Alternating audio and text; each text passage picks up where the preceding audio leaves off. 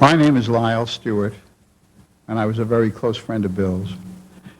And this memorial was given to me to conduct, and I'm going to try very hard not to let it be grim, because Bill wouldn't have wanted it that way.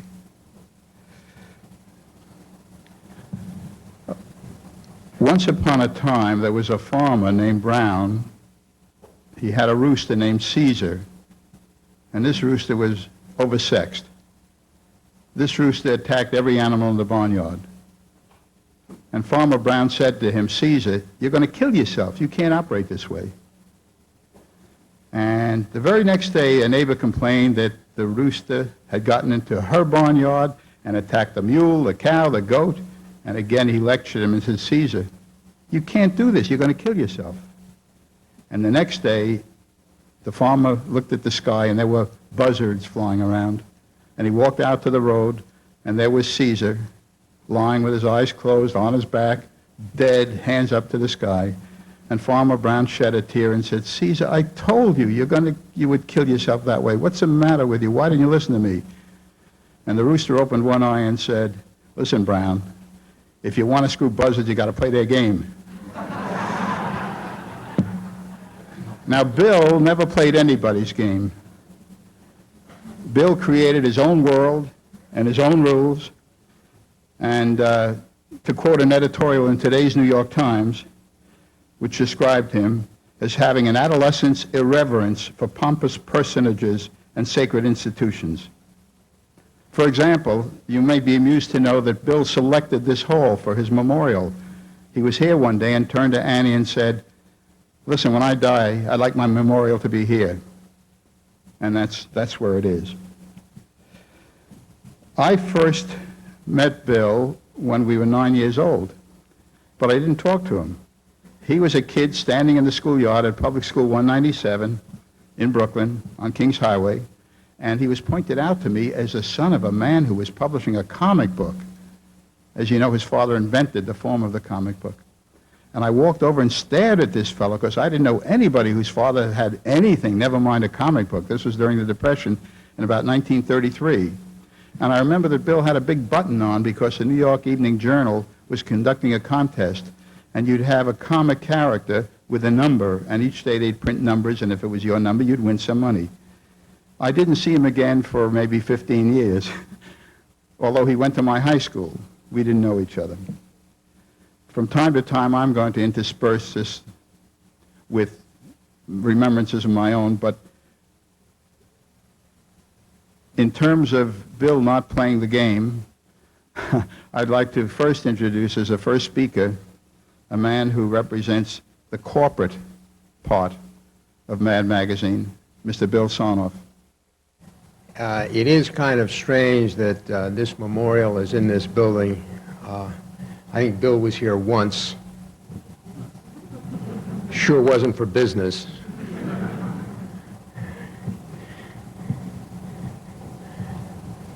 Bill was a unique and wonderful guy. He ran Mad Magazine with all the greatest management techniques of the 18th century.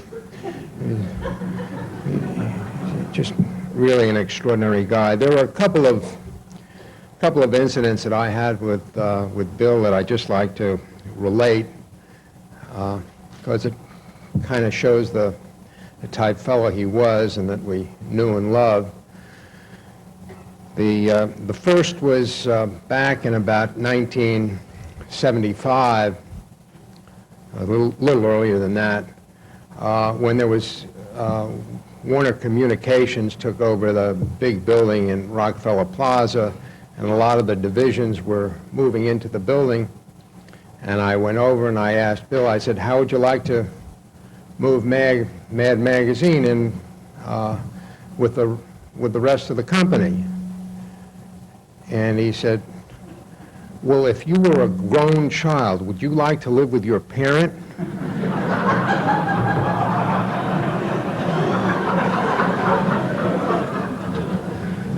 They stayed on Madison Avenue.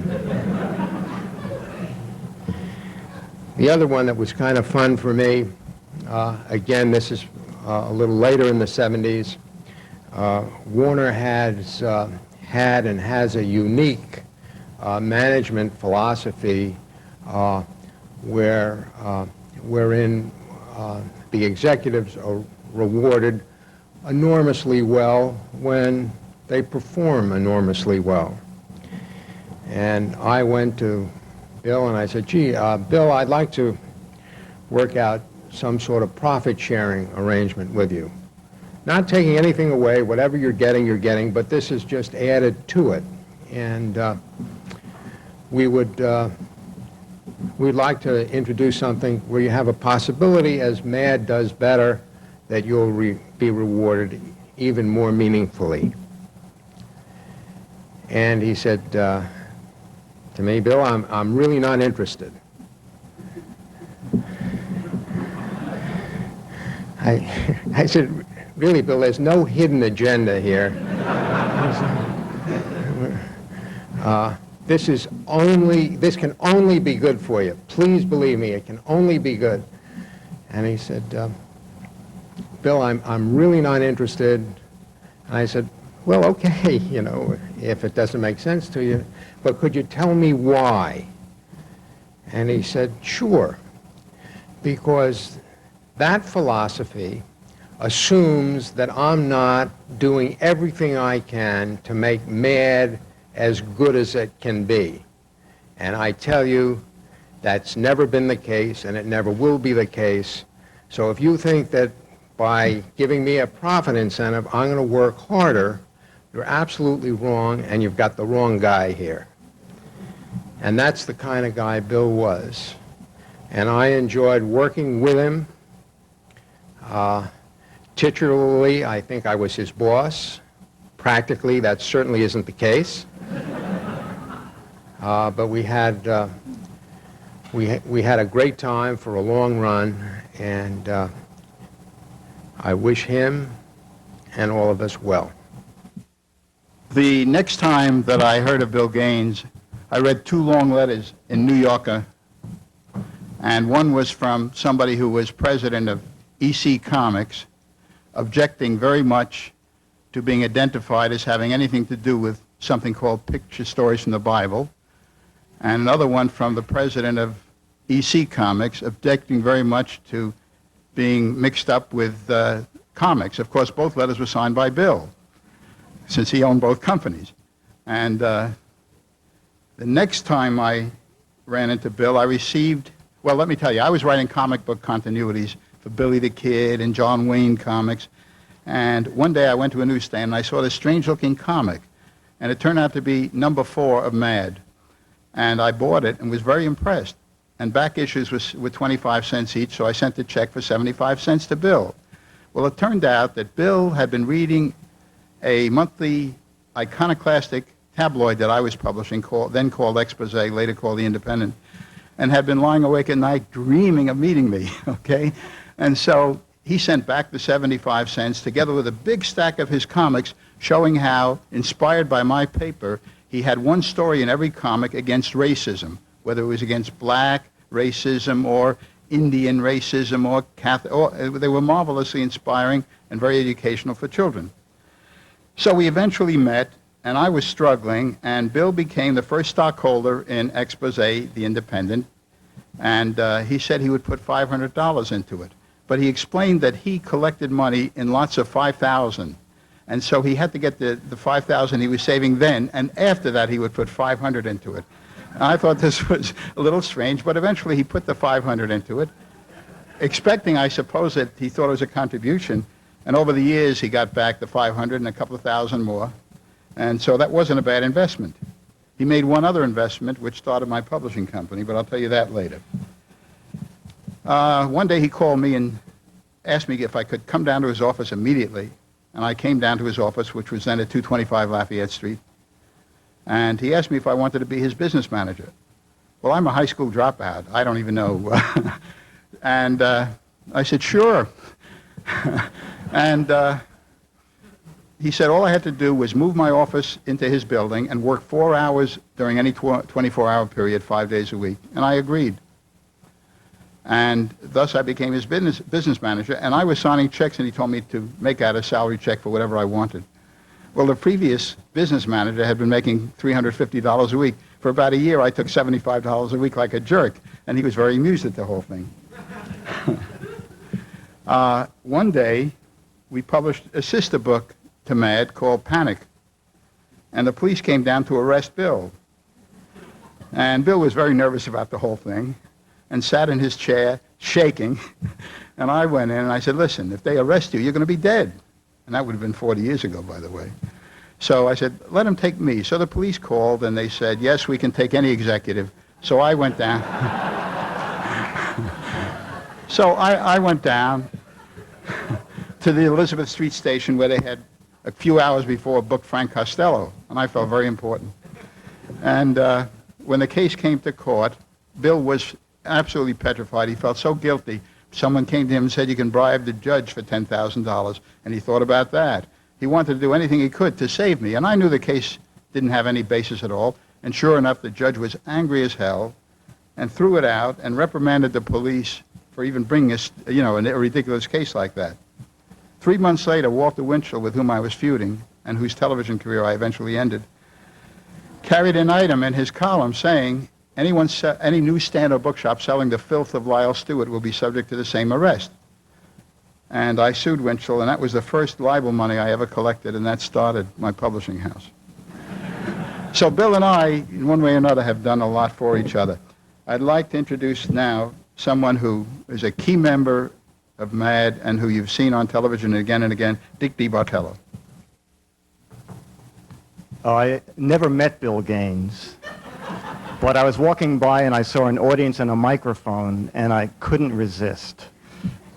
Kathy and Wendy asked me to please keep this sort of lighthearted, and they gave me a story that they would like to relate that they feel that they would break down if they told, and early remembrance of Bill. But first, my feelings on Bill is that this has been a very sad week because Wednesday we lost Billy, and then Thursday I found out I was not in his will. 30 years of ass-kissing, not even a bottle of wine.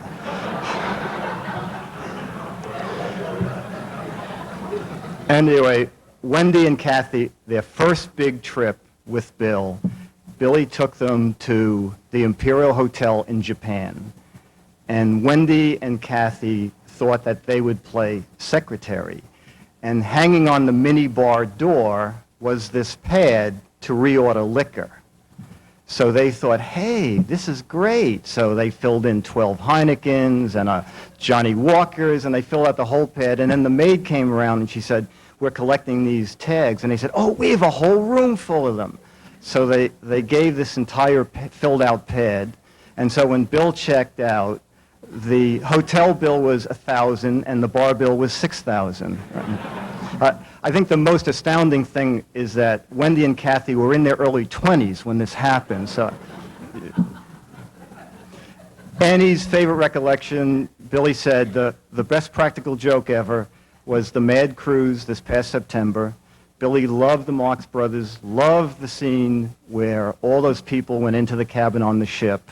And one night on the ship, one of the officers said, you know, we're very honored to have the MAD staff aboard, particularly honored to have Bill Gaines aboard. And I said, would you like to play a trick on Bill Gaines? And he said, oh, yeah, what do you need? I said, well, I need like 3 engineers with like big wrenches. And he said, oh, yeah. I said, I need waiters with serving trays. I need a lot of those maids' carts. So he's writing all this down. He said, how many people? I said, well, the MAD group is 40. I need 50 crew. And he said, I can do it. So we assembled them all at the deck above Bill's cabin, and then we just ran through the halls and just said, you know who Bill Gaines is? Yes. Do you want to play a joke on him? Yes. One couple said, I have a crying baby. I said, bring the crying baby. And Maria went in and said, Bill, my TV's, but you know, Bill's idea of casual was underwear, you know, so fortunately Bill was casual in his cabin, and Maria went in and made sure that he had something on. And then there was a knock on the door, and Edwin went in and said, Bill, I want to talk to you about the current issue, and 30 seconds later someone else went in, and then it just accelerated. And then We got a maid with one of those big industrial vacuum cleaners. I said, there's a big fat man on the couch. Plug it in, turn it on, never shut it off. And for 9 minutes, we filled his cabin with 100 some odd people.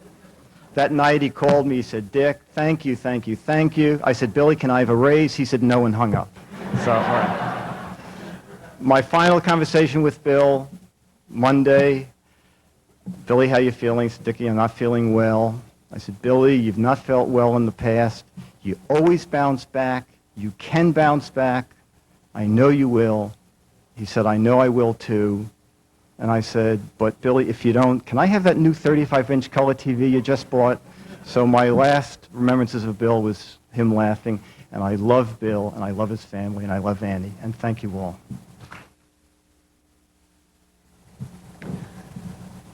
One day, Bill came to me and he said, listen, one of my writers has written a novel. I know you've started a little publishing house. How about doing that? And I said, we can't do fiction. It doesn't work. We need too much money. He said, what do you need? I said, $12,000.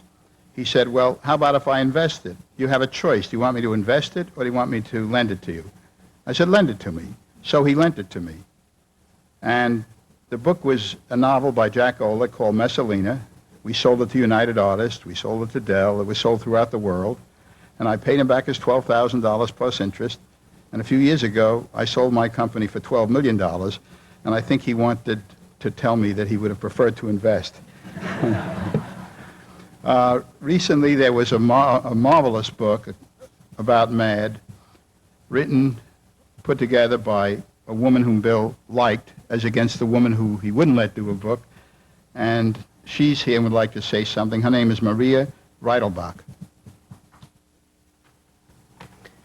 I knew Bill for only 4 years, but in that time I came to know him well. When I began to write the history of Mad, I had every intention of maintaining a professional distance.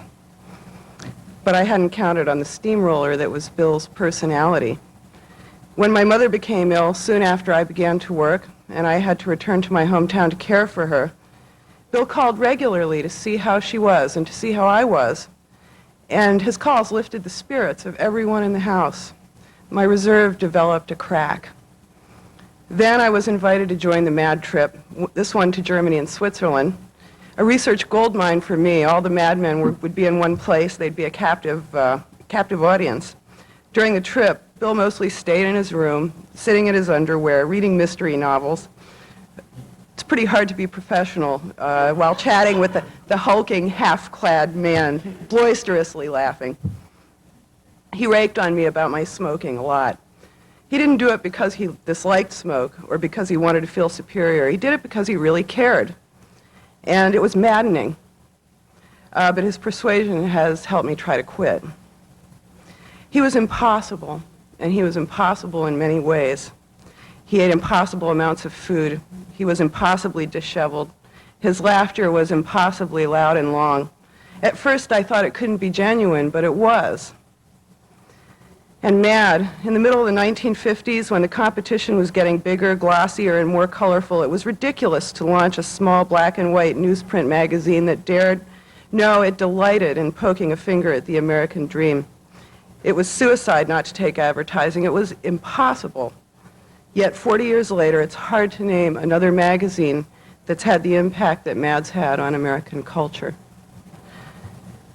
Bill immensely valued Mad's artists and writers, and yet he was stubborn about artists' rights, refusing to bend just a bit. He was just impossible. He cared an inordinate amount for an extraordinary number of us about our health and our love lives, our joys and our sorrows. How could one man have such love in him? It was really impossible, and it was impossible not to love him back. And now he's gone, and it seems impossible. One day, Bill and I were riding in his Cadillac, and he said, you know, sometimes when I pass a bus stop and I see those people standing there, I think they hate me.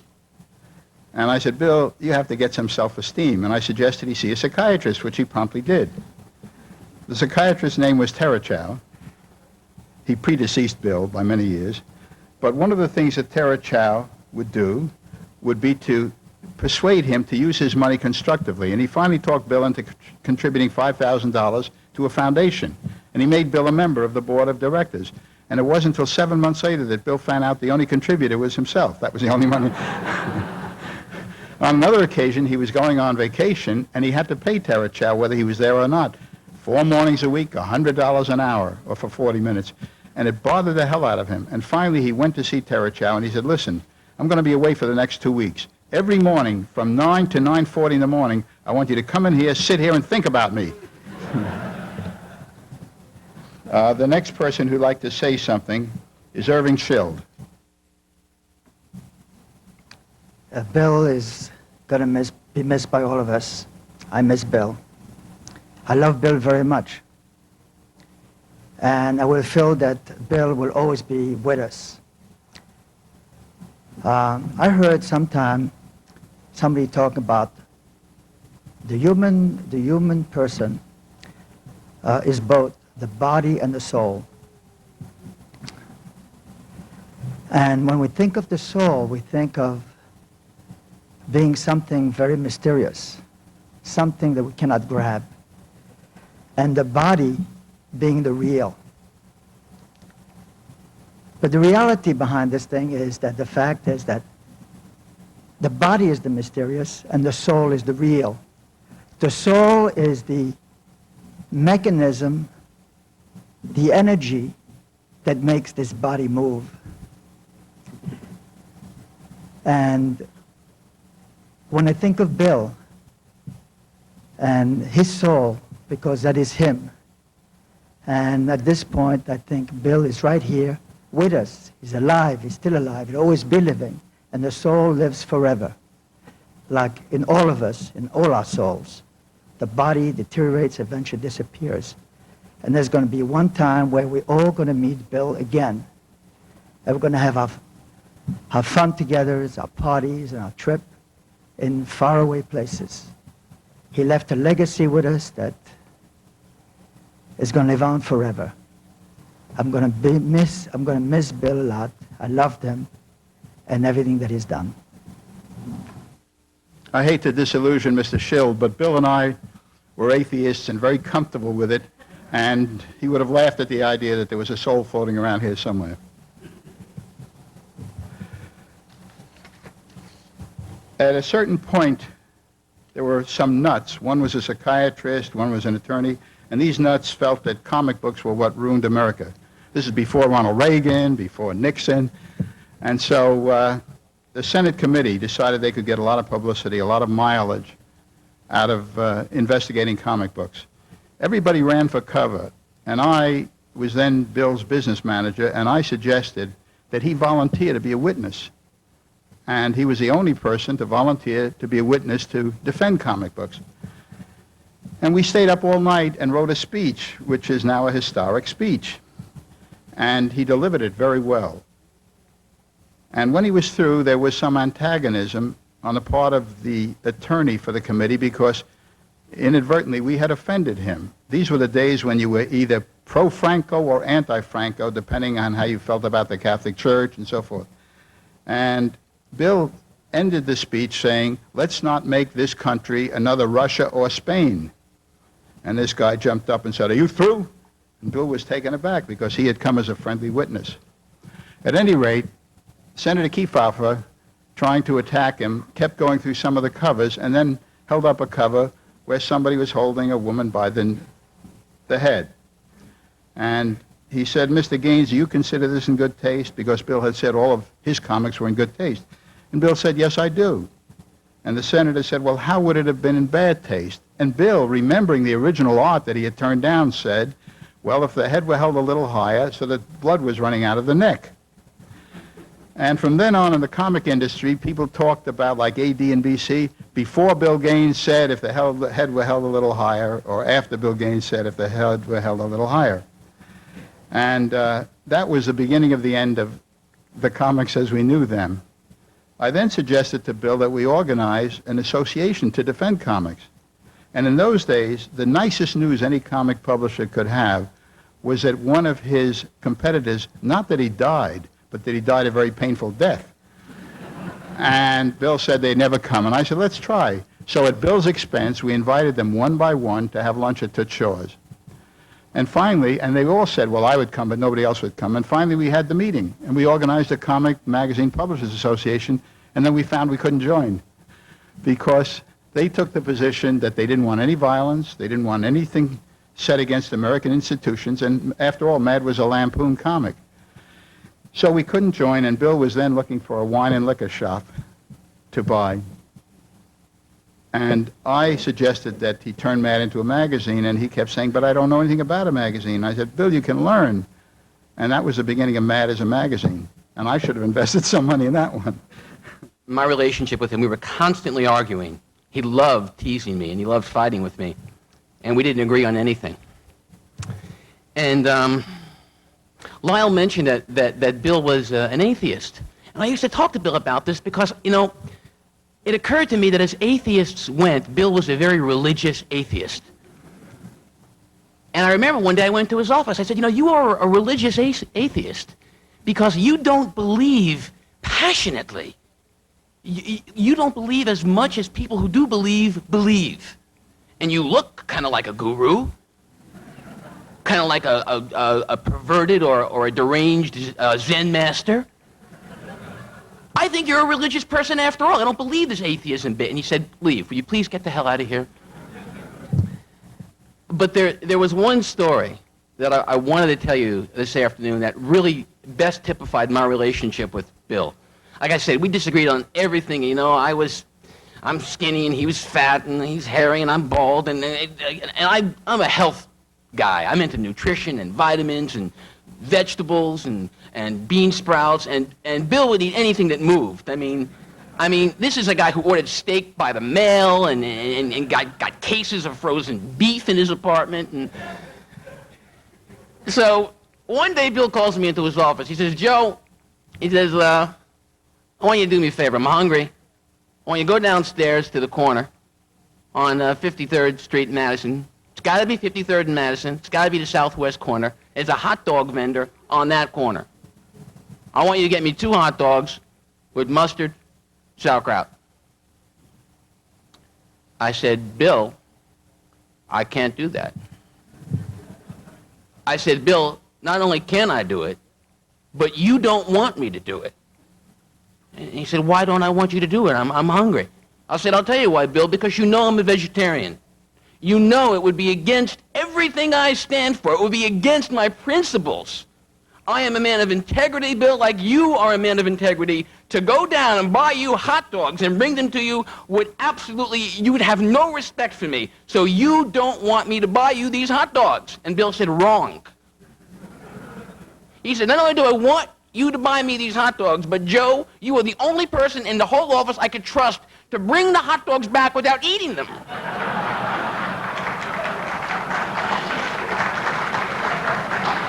You see, his logic was twisted. You see, it was twisted. But it was irrefutable. It was irrefutable. So I felt defeated. And I trudged down to the hot dog stand. I get the 2 hot dogs, and I got the sauerkraut and the hot dogs and the whole deal in the bag, and I bring it back to him. I say, here are your hot dogs. He said, don't go anywhere. He says, I'm not done. I want you to go into the refrigerator, and I want you to get me a Diet Orange soda. Now, this guy bought Diet Orange soda by the case. He had cases of diet soda, and he had frozen cups in the freezer that he'd fill half with water so they'd freeze up, and people would pour this orange soda in the frozen cup and bring him the diet soda. And I said, Bill, I draw the line on the Diet Orange soda, man. I brought you the hot dogs, but I'm not bringing you the Diet Orange soda. Because I happened to read in today's New York Times, and this was true, this morning, that Diet Orange soda is the worst thing for you, man. It's got chemicals and additives. They put shit in it and you wouldn't believe, man. You can't have it. You can't have it. And I said something else I read about it. I read it's the worst thing for your gallbladder. That it eats away at your gallbladder. Bill looks at me, he says, fuck you. They took out my gallbladder in 1963.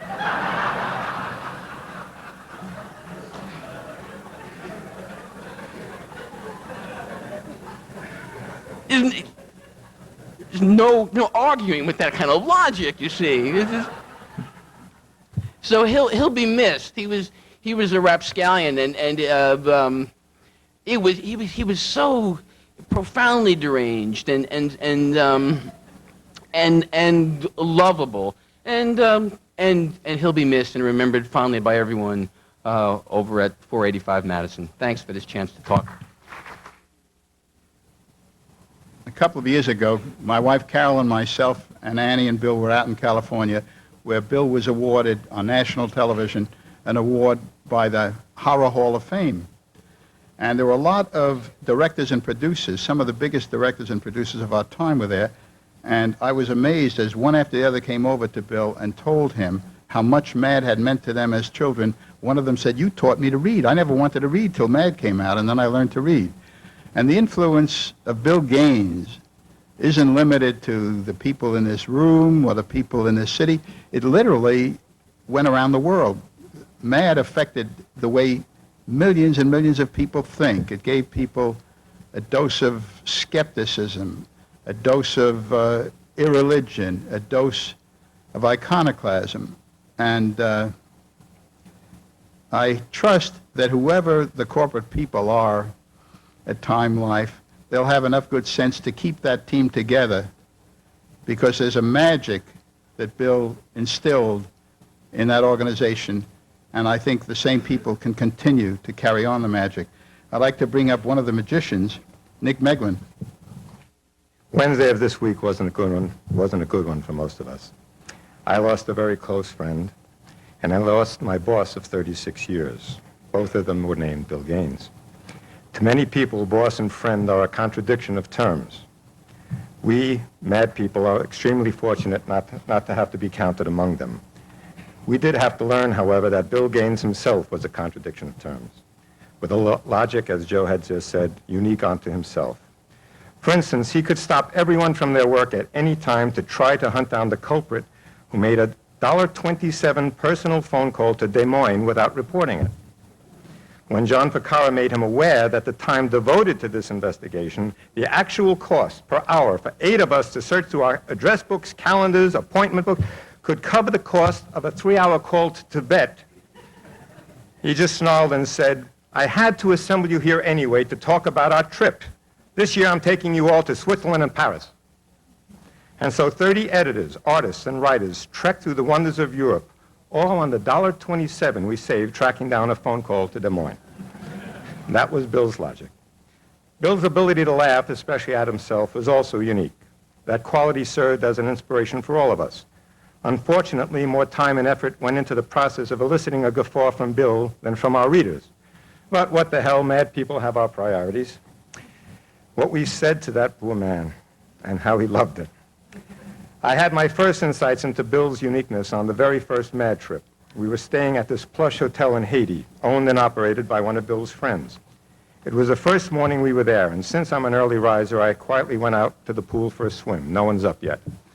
I get to the pool, and there in the deepest part, a breakfast table, chairs, a setup, dishes, all on the bottom of this pool. I said, "Oh, God, what did those maniacs do last night? Bill is going to be livid." So all alone, piece by piece, I drag every piece out. By the time I'm finished, I'm sitting by the pool as hotel staff is setting it up. I'm having some coffee, and all of a sudden, the world-class eaters come out as Billy, Lenny Brenner, George Woodridge, and Joe Orlando. These guys are world-class. They arrived for the early sitting so that they can also make the second sitting for breakfast.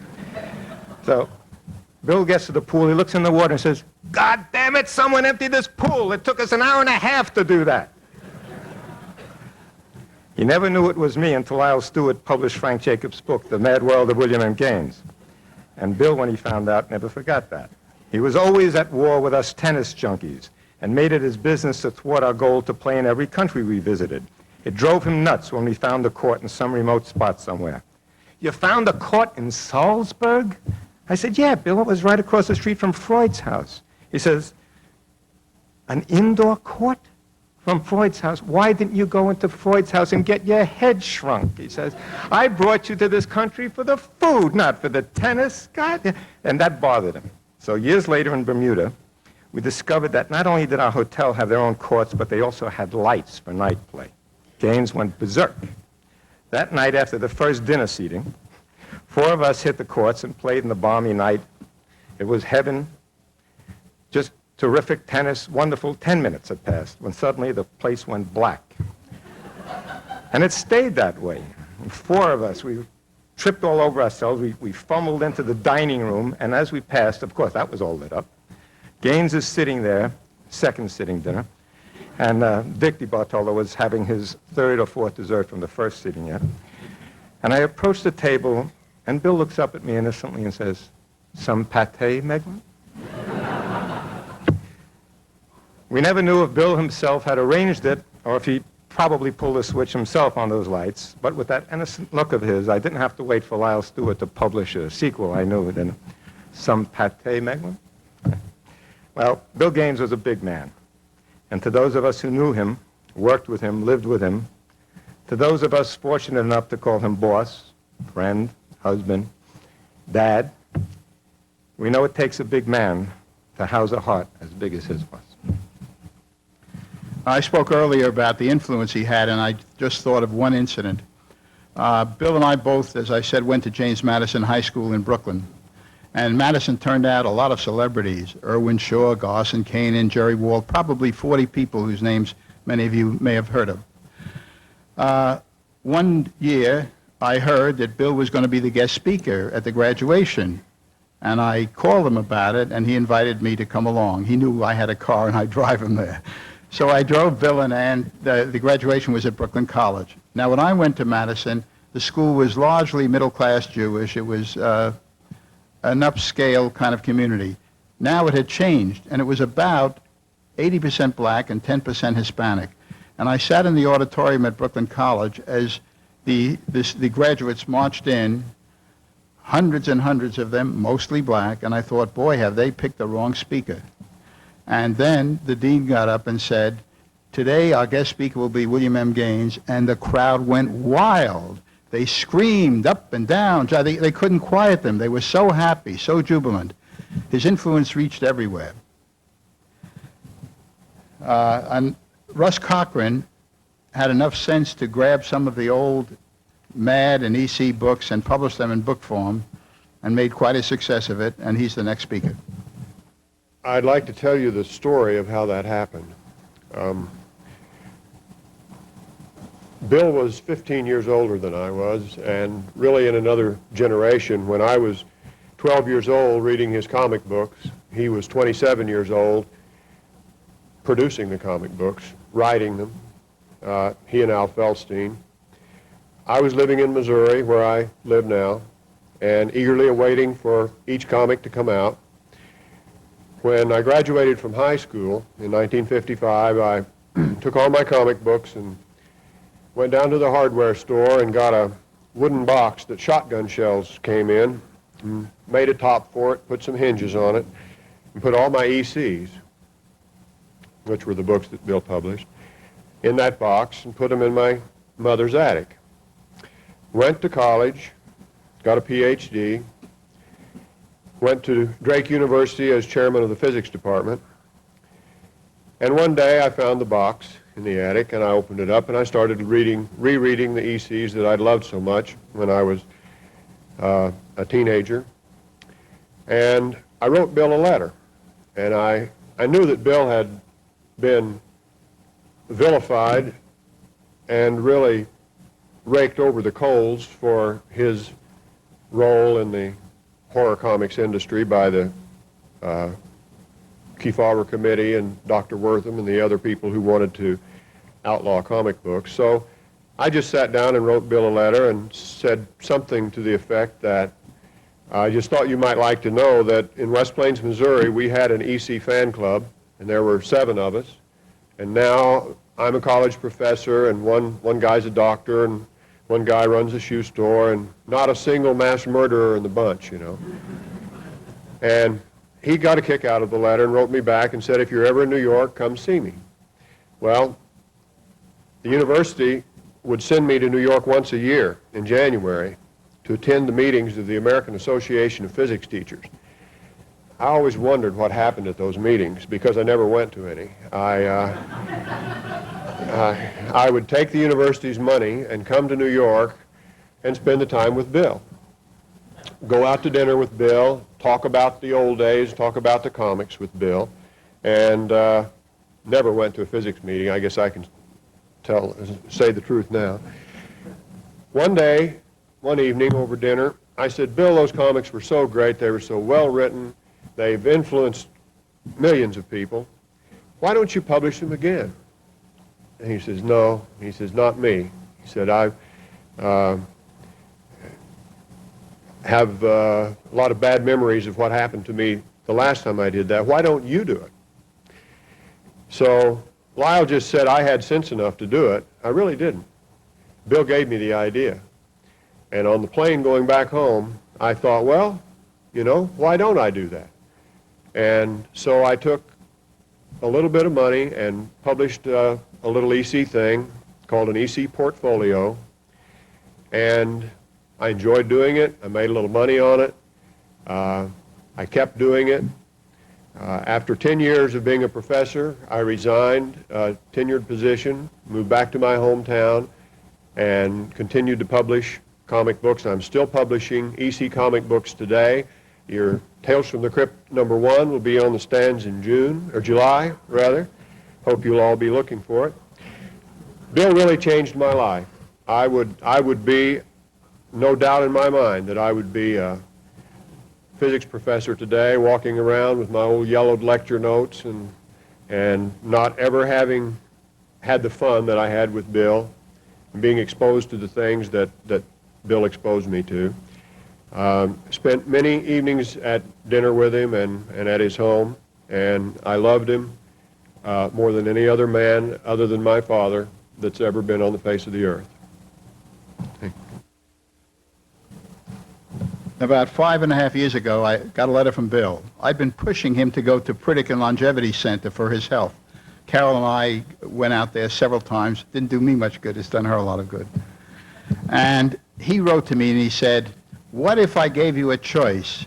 Because I was also pressuring him to marry Annie. They seem to get along so well together. What if I gave you a choice? Either marry Annie or go to Pritikin. And I thought that was a tough one. It gave me a difficult weekend. And finally I said, listen, go to Pritikin, because if you go to Pritikin, you're going to stay healthy, and then you'll be able to marry Annie. And he wrote back and he said, I just said, what if I gave you a choice? I didn't give you the choice. And a couple of months later, we got a letter inviting us to a party at Windows on the World. And it said, please be there at 7:15, because at that time, Annie and I are getting married. And that was the wedding invitation. And it was quite a party. I think that since there are a lot of people standing, we're not going to extend this too much longer. But I don't have to tell you all. I know that many, many people could stand up and talk about how much they love Bill. I don't know anybody who was so much loved by people. Everybody loved him. He was so warm and generous and caring, as you've heard from the people here. The world is certainly a poorer and colder place without him. But I just want to read something quick.